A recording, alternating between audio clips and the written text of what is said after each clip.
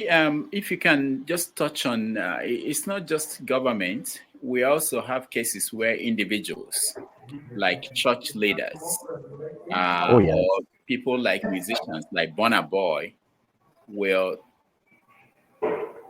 I'm assuming, petition the police, and they move in and go and arrest somebody and keep them there for a long time. How does that process work? Well, the way it works is influence. So, to your point, this is not only about politicians, it is about people with influence. The police, because cyber stalking and cyber crimes are criminal acts, would have to obviously institute the case. So, the question is, do you have the resources?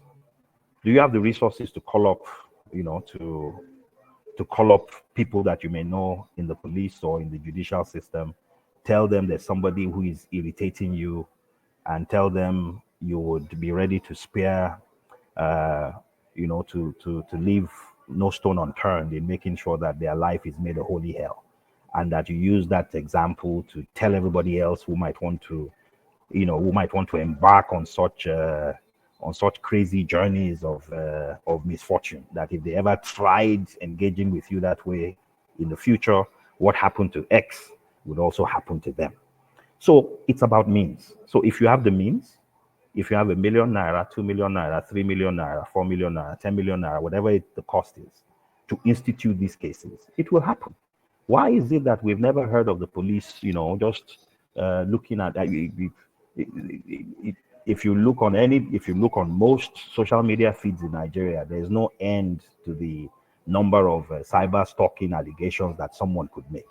But if you look at the people that the police bring these cases in support of, why is Ajia Mero, who is a trader that nobody knows and doesn't have the means, why has the case never been instituted on their behalf? What, can't they be defamed?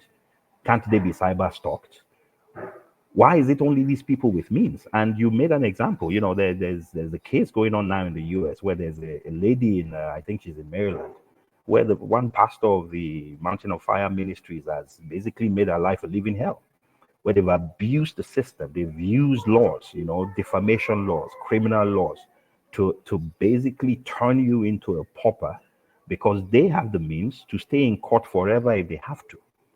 They have the means to hire the best lawyers. And if you knowing how the criminal justice system works, all it takes is a few court appearances, and if you're paying for legal representation yourself, you're in trouble.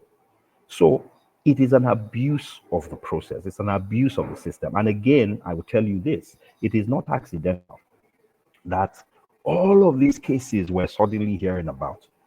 I mean, most of the cyber stalking, cyber crime cases, most of the libel and defamation cases you're hearing about, I would dare say that almost 90% of them, if you look at the 25 years since we got this new democratic dispensation in 1999, almost 90% of those cases have happened only in the last 2 to 3 years. Why?